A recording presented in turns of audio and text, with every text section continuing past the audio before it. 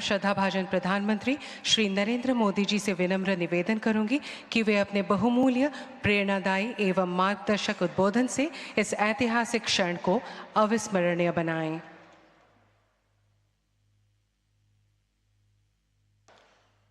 नमस्कार। खुलुमबाई। माघ खबर माघ बिहू आरु माघ दोमासीर शुभेच्छा आरु मरोम जोनाइशु। असम के राज्यपाल लक्ष्मण प्रसाद आचार्य जी, मुख्यमंत्री हिमंता बिस्वा शर्मा जी, केंद्र में मेरे सहयोगी सर्बानंद सोनोवाल जी, पवित्रा मार्गरीटा जी, असम विधानसभा के अध्यक्ष विश्वजीत दोईमारी जी,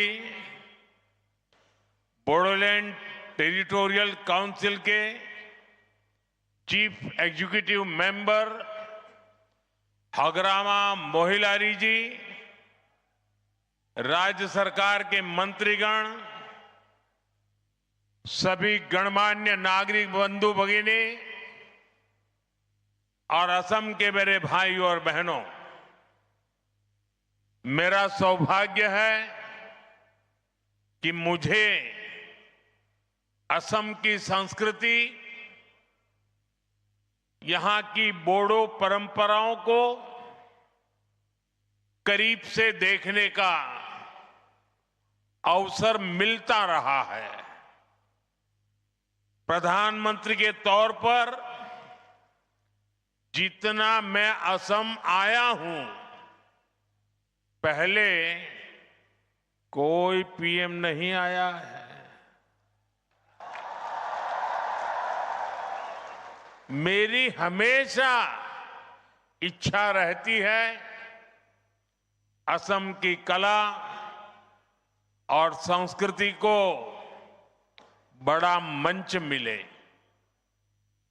भव्य आयोजनों के जरिए इसकी पहचान देश और दुनिया में बने, इसके लिए पहले भी लगातार प्रयास होते रहे हैं। बड़े स्तर पर बिहू से जुड़े आयोजन हो, झुमोर बिनोंदिनी की अभिव्यक्ति हो, दिल्ली में 1.25 साल पहले हुआ भव्य बोडोलैंड महोत्सव हो या दूसरे सांस्कृतिक कार्यक्रम हो, असम की कला संस्कृति में जो अद्भुत आनंद है, वो पाने का मैं कोई भी मौका नहीं छोड़ता हूं। आज एक बार फिर बागुरुम्बा का ये आयोजन होने जा रहा है। ये आयोजन बोडो पहचान का जीवंत उत्सव है। ये बोडो समाज का, असम की विरासत का सम्मान भी है। मैं आयोजन से जुड़े सभी लोगों और विशेष रूप से सभी कलाकारों को शुभकामनाएं देता हूं, बहुत बहुत बधाई देता हूं। साथियों, बागुरुम्बा दहो ये केवल एक उत्सव नहीं है, एक माध्यम है हमारी महान बोडो परंपरा को सम्मान देने का। ये एक माध्यम है बोडो समाज की महान विभूतियों को याद करने का। बोडोफा उपेंद्रनाथ ब्रह्मा, गुरुदेव कालीचरण ब्रह्मा, रूपनाथ ब्रह्मा, सतीश चंद्र बसुमतारी, मोरादम ब्रह्मा, कनकेश्वर नरजरी, ऐसे अनेक महान व्यक्तित्व रहे हैं जिन्होंने सामाजिक सुधार, सांस्कृतिक पुनर्जागरण और राजनीतिक चेतना को मजबूती दी है। इस अवसर पर मैं बोडो समाज के सभी महान व्यक्तित्वों को श्रद्धापूर्वक नमन करता हूं। साथियों, भाजपा असम की संस्कृति को पूरे भारत का गौरव मानती है। असम के अतीत, असम के इतिहास से ही भारत का इतिहास पूरा होता है और इसलिए भाजपा सरकार में बागुरुम्बा दहौ जैसे इतने बड़े भव्य उत्सव होते हैं। बिहू को राष्ट्रीय पहचान दी जाती है। हमारे प्रयासों से छोराई देऊ मोईदाम को यूनेस्को की विश्व धरोहर सूची में स्थान मिलता है। असमिया भाषा को क्लासिकल भाषा का दर्जा दिया जाता है। भाइयों बहनों, हमने बोडो भाषा को भी असम की एसोसिएट ऑफिशियल लैंग्वेज का दर्जा दिया है। बोडो भाषा में शिक्षा को मजबूत करने के लिए अलग निदेशालय की स्थापना भी की है।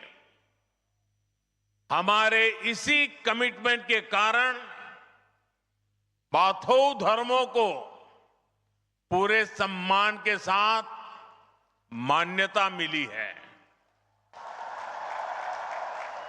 बाथौ पूजा पर स्टेट हॉलिडे घोषित किया गया है। ये भाजपा ही है जिसकी सरकार में एक और महायोद्धा लसीत बोरफुकन की भव्य प्रतिमा स्थापित होती है तो साथ ही बोडोभा उपेंद्रनाथ ब्रह्मा की प्रतिमा का भी अनावरण होता है।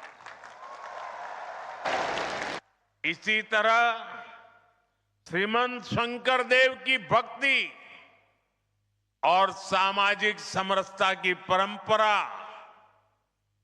ज्योति प्रसाद अग्रवाला जी की कला और चेतना, भाजपा सरकार असम की हर विरासत, हर गौरव का सम्मान अपना सौभाग्य समझती है। संयोग से आज ज्योति प्रसाद अग्रवाला जी की पुण्यतिथि भी में है। मैं उन्हें अपनी श्रद्धांजलि अर्पित करता हूं। साथियों, आज जब मैं यहां आया हूं तो मेरे मन में कितना कुछ चल रहा है। मैं ये सोचकर भावुक भी हो रहा हूं कि मेरा असम कितना आगे बढ़ रहा है।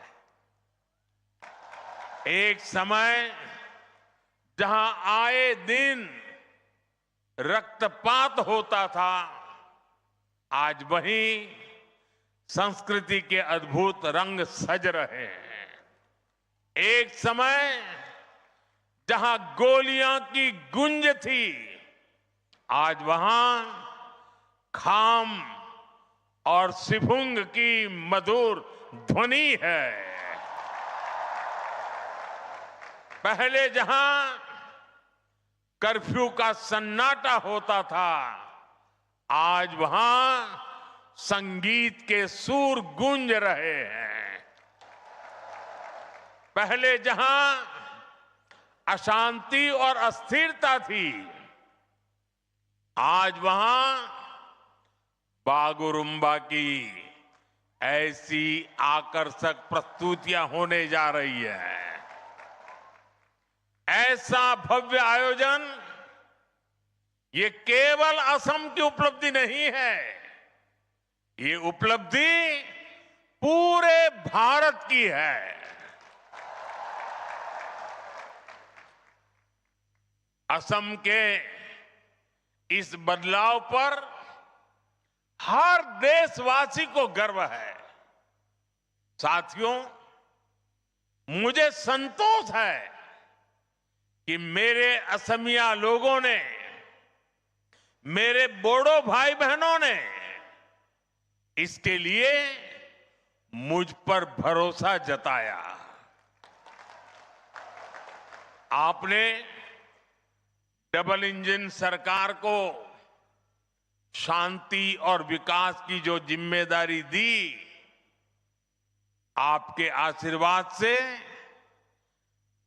हमने उसे पूरा करके दिखाया। 2020 के बोडो शांति समझौते ने वर्षों से चले आ रहे संघर्ष पर विराम लगाया। इस समझौते के बाद भरोसा लौटा और हजारों युवाओं ने हिंसा का रास्ता छोड़कर मुख्य धारा को अपना लिया।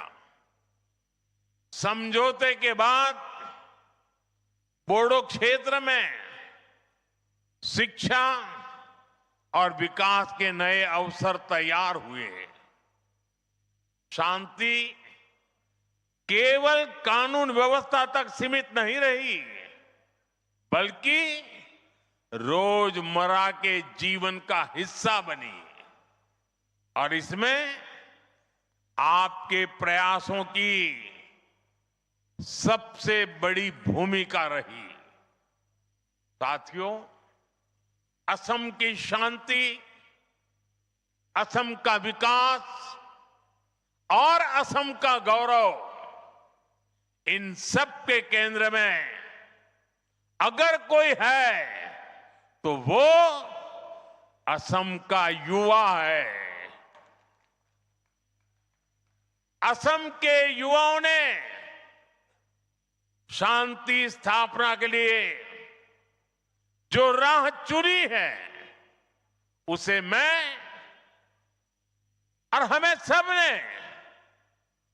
उज्जवल भविष्य तक लेकर जाना है। शांति समझौते के बाद से ही हमारी सरकार बोडोलैंड के विकास के लिए लगातार काम कर रही है। सरकार ने पुनर्वास की प्रक्रिया तेज गति से आगे बढ़ाई है। हजारों युवाओं को करोड़ों रुपए की आर्थिक सहायता दी गई ताकि वो एक नई शुरुआत कर सके। साथियों, भाजपा सरकार के प्रयासों का नतीजा आज हम सभी के सामने है। मेरे प्रतिभाशाली बोडो युवा आज असम के सांस्कृतिक दूत बन रहे हैं। खेल के क्षेत्र में भी बोडो समाज के बेटे बेटियां नाम रोशन कर रहे हैं। वो आज नए विश्वास के साथ खुलकर नए सपने देख रहे हैं, अपने सपनों को पूरा कर रहे हैं और असम के विकास को भी गति दे रहे हैं। साथियों, जब हम असम की कला, संस्कृति और पहचान का सम्मान करते हैं, तो कुछ लोग ऐसे भी हैं जिन्हें तकलीफ हो जाती है। आप सब जानते हैं असम का सम्मान किस पार्टी के लोगों को अच्छा नहीं लगता? जवाब एक ही है, कांग्रेस पार्टी। वो कौन सी पार्टी है जिसने भूपेन हजारिका जी को भारत रत्न देने का विरोध किया था? कांग्रेस पार्टी। असम में सेमी कंडक्टर यूनिट का विरोध किस पार्टी ने किया था? खुद कांग्रेस की कर्नाटका सरकार के एक मंत्री ने, जो कांग्रेस के राष्ट्रीय अध्यक्ष के बेटे भी हैं, उन्होंने सेमी कंडक्टर यूनिट का आसाम में क्यों लग रही है इसका विरोध किया। साथियों, आज भी मैं जब असम की संस्कृति से जुड़ी कोई चीज पहनता हूं, अगर गमोछा अगर मेरे साथ होता है, तो कौन सी पार्टी असम का मजाक उड़ाती है? कांग्रेस पार्टी। भाइयों बहनों, असम और बोडोलैंड क्षेत्र इतने दशकों तक मुख्य धारा से कटा रहा। इसकी जिम्मेदार केवल और केवल कांग्रेस ही है। कांग्रेस ने अपने सियासी फायदे के लिए असम में अस्थिरता पैदा की। कांग्रेस ने असम को हिंसा की आग में धकेला। आजादी के बाद असम के सामने भी चुनौतियां थी, लेकिन कांग्रेस ने क्या किया? कांग्रेस ने उन समस्याओं के समाधान खोजने की जगह उन पर सियासी रोटियां सेकी। जरूरत विश्वास की थी, लेकिन कांग्रेस ने विभाजन को बढ़ाया। जरूरत संवाद की थी, लेकिन कांग्रेस ने उपेक्षा की, बातचीत के रास्ते बंद किए। खासकर बोडोलैंड क्षेत्र, बोडोलैंड के लोगों की आवाज कभी ठीक से सुनी ही नहीं गई। जब जरूरत अपने लोगों के जख्म भरने की थी, जब जरूरत असम के लोगों की सेवा करने की थी, कांग्रेस तब घुसपैठियों के लिए असम के दरवाजे खोलकर उनकी आवाभगत में लगी रही। साथियों, कांग्रेस असम के लोगों को अपना नहीं मानती है। कांग्रेस के लोगों को विदेशी घुसपैठिए ज्यादा पसंद है, क्योंकि वो यहां आकर कांग्रेस का कट्टर वोट बैंक बन जाते हैं। इसलिए कांग्रेस के राज में विदेशी घुसपैठिए आते रहे, असम की लाखों बीघा जमीन पर कब्जा करते रहे और कांग्रेस सरकार उनकी मदद करती रही। मुझे खुशी है कि आज हेमंता जी की सरकार असम के लोगों के हक की लाखों बीघा जमीन को घुसपैठियों से मुक्त करवा रही है। साथियों, कांग्रेस ने हमेशा असम और पूरे पूर्वोत्तर को उपेक्षा की नजर से देखा है। जो कांग्रेस के लोग पूर्वोत्तर के ही विकास को जरूरी नहीं मानते थे, उनका ध्यान आखिर असम के विकास पर कैसे जाता। बोडो क्षेत्र की आशाओं अपेक्षाओं के बारे में उनको सोचने की फुर्सत कहां होती। इसलिए कांग्रेस सरकारों ने जानबूझकर इस क्षेत्र को मुसीबतों में धकेला। भाइयों बहनों, कांग्रेस के उन पापों को साफ करने का काम भी हमारी डबल इंजन सरकार कर रही है। आज यहां जिस रफ्तार से विकास हो रहा है वो आपके सामने है। आप देखिए, हमने Bodo Kachari welfare autonomous council का गठन किया। बोडोलैंड क्षेत्र में बेहतर विकास के लिए 1500 करोड़ रुपए का विशेष विकास पैकेज दिया गया। कोकराझार में मेडिकल कॉलेज और अस्पताल की शुरुआत हुई। तमुलपुर में भी मेडिकल कॉलेज के निर्माण को गति मिली। नर्सिंग कॉलेज और पैरामेडिकल संस्थानों के जरिए युवाओं के लिए नए अवसर बनाए। गोवर्धना, पार्वतजोरा और होरीसिंगा जैसे क्षेत्रों में पॉलिटेक्निक और ट्रेनिंग संस्थान भी बनाए गए। साथियों, बोडोलैंड के लिए अलग वेलफेयर डिपार्टमेंट और बोडोलैंड एडमिनिस्ट्रेटिव स्टाफ कॉलेज की स्थापना भी की गई। इससे बोडो समुदाय के कल्याण के लिए और बेहतर नीतियां बनाने में मदद मिल रही है। साथियों, भाजपा की सरकार ने दिलों की दूरियां मिटाई है, असम और दिल्ली की दूरी खत्म की है और बेहतर इंफ्रास्ट्रक्चर के जरिए असम में एक इलाके से दूसरे इलाके की दूरियां भी कम कर रही है। इन इलाकों में पहले पहुंचना मुश्किल होता था, आज वहां हाईवे बन रहे हैं, ऐसी सड़कें बनाई जा रही हैं जिससे क्षेत्र में नए अवसर खुले।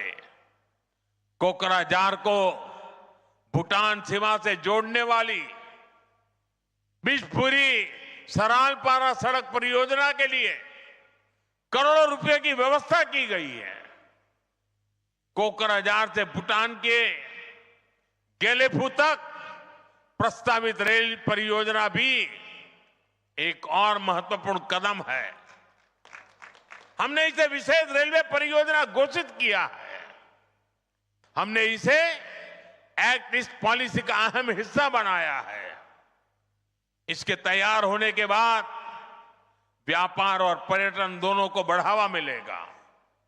साथियों, जब समाज अपनी जड़ों से जुड़ा रहता है, जब संवाद और भरोसा मजबूत होता है और जब समान अवसर हर वर्ग तक पहुंचते हैं, तब सकारात्मक बदलाव दिखाई देते हैं। असम और बोडोलैंड की यात्रा उसी दिशा में आगे बढ़ रही है।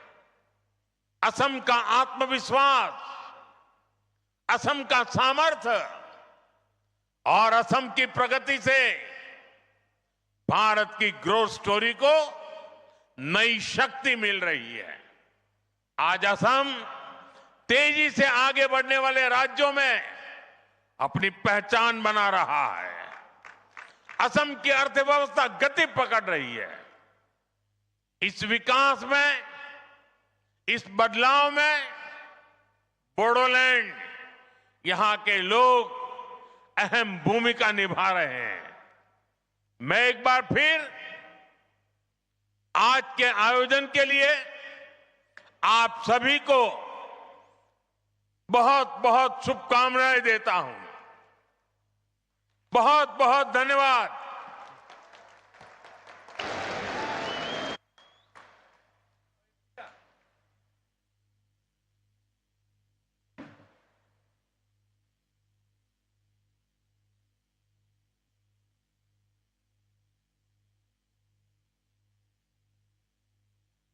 महोदय, आपके अमूल्य संबोधन तथा इस भव्य कार्यक्रम